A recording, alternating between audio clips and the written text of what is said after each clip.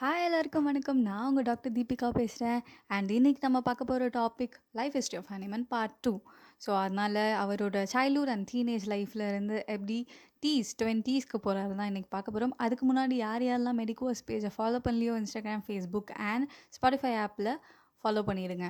So வாங்க கத்திக்கொள்ள போகலாம். நம்ம ஹனிமன் 20 வயசாக இருக்கும் போது லிப்சிகன் நகரத்தில் ஒரு மெடிக்கல் காலேஜில் சேர்றாரு. ஸோ அங்கே ஒரு 2 வருஷம் படிக்கிறாருன்னு சொல்கிறாங்க.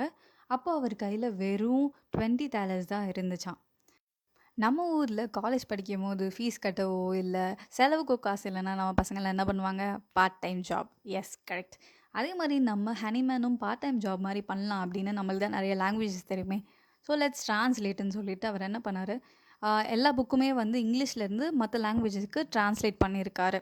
அண்ட் அது மட்டும் இல்லாமல் 1200 பேஜஸ் மொத்தமாக அவர் மெடிக்கல் லைஃப்பில் இருக்கும் போது ட்ரான்ஸ்லேட் பண்ணியிருக்காரு அப்படின்னு சொல்கிறாங்க. லிப்சிக்கில் இருக்கிற ஹாஸ்பிட்டல்ஸில் கிளினிக்கல் ஃபெசிலிட்டிஸ் எல்லாம் ப்ராப்பராக இல்லாததுனால டாக்டர் ஹனிமன் என்ன பண்ணுறாரு, வியன்னாவில் இருக்கிற ஹாஸ்பிட்டலுக்கு ஷிஃப்ட் ஆகி அங்கே ப்ராக்டிஸ் பண்ணுறாங்க. அது மட்டும் இல்லாமல் நம்ம டாக்டர் ஹனிமனுக்கு சுத்தமாக சோஷியல் லைஃபே இல்லை. ஃப்ரெண்ட்ஸ் எல்லாம் என்னதான் பார்ட்டி, அதுக்கப்புறம் ஃப்ரெண்ட்ஸ் கெட் டுகெதர்னு போனாலும் நம்ம ஹனிமன் படிப்புன்னு இருந்திருக்காரு. அது மட்டும் இல்லாமல் யூனிவர்சிட்டி ஆஃப் எர்லாங்கில் அவர் எம்டி கம்ப்ளீட் பண்ணியிருக்காரு. அப்போ அவருக்கு 24 இயர்ஸ். அவர் ஏன் அந்த காலேஜ் சூஸ் பண்ணார்னா அங்கே தான் ரொம்ப ஃபீஸ் கம்மியாக, அதனால் வேறு வழியே இல்லாமல் அங்கே சேர்ந்தேன்னு சொல்கிறாரு. ஸோ அது மட்டும் இல்லாமல் எங்கே தீசிஸ் பிடிக்காமல் அவர் மட்டும் எஸ்கேப் ஆகலை. ஸோ அவரும் தீசிஸ்லாம் முடிச்சிருக்காரு. அவர் பண்ண தீசிஸ் என்னன்னு பார்த்தீங்கன்னா, dissertation on the causes and treatment of cramps. அதை பற்றி தான். அவர் முடிச்சுட்டு வெளியே வரும்போது வெறும் படிப்பை மட்டும் முடிச்சுட்டு வரல, க்ரீக், லாட்டின், இங்கிலீஷ், அரபிக்குன்னு நிறைய லாங்குவேஜஸ் கற்றுட்டு தெரிஞ்சுட்டு வெளியே வந்திருக்காரு. அண்ட் அவரோட ஃபஸ்ட் மெடிக்கல் ப்ராக்டிஸ் எங்கன்னு பார்த்தீங்கன்னா ஆஃப் ஹெட்செட்டில். ஸோ அங்கே ரொம்ப நாள் இருக்கல.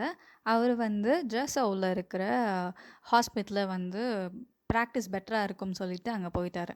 அது மட்டும் இல்லாமல் அவருக்கு ஆக்சுவலாக என்னென்னா, ப்ராக்டிஸ் பண்ண நிறைய அந்த blood letting methods, leaching methods இதெல்லாம் பார்த்துட்டு என்ன ரொம்ப க்ரூவலாக இருக்கே மெத்தட்ஸ் எல்லாம் அப்படின்னு சொல்லிட்டு அவர் ரொம்ப இதுக்கு ஆல்டர்னேட்டிவாக மெத்தட் இல்லையான்னு ரொம்ப அவரோட ப்ராக்டிஸால் ரொம்ப அன்ஹாப்பியாக ஆகிறாரு.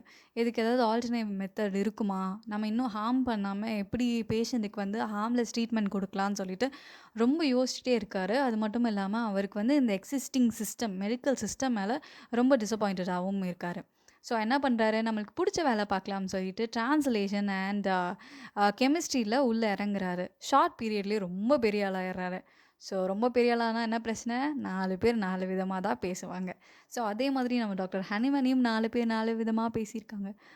முக்கியமான ஒரு கெமிஸ்ட் என்ன பண்ணியிருக்காரு, இவர் வந்து ஒழுங்காக கெமிஸ்ட்ரி லைனில் போனால் பெரிய கெமிஸ்டாக இருப்பார். தேவையில்லாமல் கண்டுபிடிக்கிறேன், இம்ப்ளிமெண்ட் பண்ணுறேன்னு சொல்லிட்டு தேவையில்லாமல் வேலை பார்த்துட்டு இருக்காரு அப்படின்னு சொல்லிட்டு செம்ம கோவத்துலேயும் சரி, கான்லேயும் சரி, பொறாமலையும் சரி ரொம்ப நிறைய பேர் வந்து தப்பாக ஜேர்னல்ஸ்லலாம் எழுத ஆரம்பிச்சிட்டாங்க. ஸோ இதுலேருந்து என்ன தெரியுது, மாஸ்டர் ஹனிமேன் கெமிஸ்ட்ரிலையும் கிங்குன்னு தெரியுது. கதையில் ஹீரோயின் என்ட்ரி இல்லைனா எப்படி? எஸ், வந்தாச்சு. அவங்க பேர் ஜொஹானா. அவங்கள 17 நவம்பர் அன்னைக்கு டாக்டர் ஹனிமன் கல்யாணம் பண்ணுறாரு. யார் இவங்க அப்படின்னு பார்த்தீங்கன்னா, டாக்டர் ஹெஸ்லர் கெமிஸ்ட் அண்ட் ஃபார்மசிஸ்டோட ஸ்டெப் டாக்டர் தான் இவங்க. எப்படி இவருக்கு தான் சோஷியல் லைஃபே இல்லை, எப்படி கட்டினாருன்னு பார்த்தீங்கன்னா, நம்ம டாக்டர் ஹனிமன் கெமிஸ்ட்ரின்னு பண்ண போனார் பார்த்தீங்களா, அங்கே தான் ஜொஹானாவை மீட் பண்ணி கெமிஸ்ட்ரி ஒர்க் அவுட் ஆயிடுச்சு. எஸ், கெமிஸ்ட்ரி பண்ண இடத்துல கெமிஸ்ட்ரி ஒர்க் அவுட் ஆயிடுச்சு. அவங்க 2 பேருக்கும் அழகான பொன் குழந்தை பிறக்குது வித்தின் 1 இயர். ஸோ அவங்க நேம் ஹென்ரீட்டா. ஸோ அது மட்டும் இல்லாமல் அவங்களுக்கு வித்தின் பீரியட் ஆஃப் 23 இயர்ஸில் 11 சில்ட்ரன் பிறக்கிறாங்க. ஸோ 16 பெற்று பெருவாழ்க வாழ்க சொல்லியெல்லாம் வாழ்த்தி மிஸ் அண்டர்ஸ்டாண்ட் பண்ண கப்புள்ஸில் இவங்களும் ஒருத்தங்க. அண்ட் அதுக்கப்புறம் கோமர் சிட்டியில் டாக்டர் ஹனிமேனுக்கு medical officer of health posting கிடைக்கிது. ஸோ இவ்வளோ கிரிட்டிசிசம்க்கு அப்புறம், மேரிட் லைஃப்க்கு அப்புறம் எப்படி அவர் வந்து ஹோமியோபதியை டிஸ்கவர் பண்ணுறாரு, அதுக்கப்புறம் மெடிக்கல் ப்ராக்டிசஸ்லாம் எப்படி இருக்குதுன்னு சொல்லி நீங்கள் பார்க்குறதுக்கு நெக்ஸ்ட் எபிசோடுக்கு வெயிட் பண்ணியே ஆகணும். அண்ட் யார் யாரெல்லாம் மெடிக்கோஸ் பேஜை ஃபாலோ பண்ணலையோ please follow it on Instagram, Facebook and Spotify and stay tune. Thank you.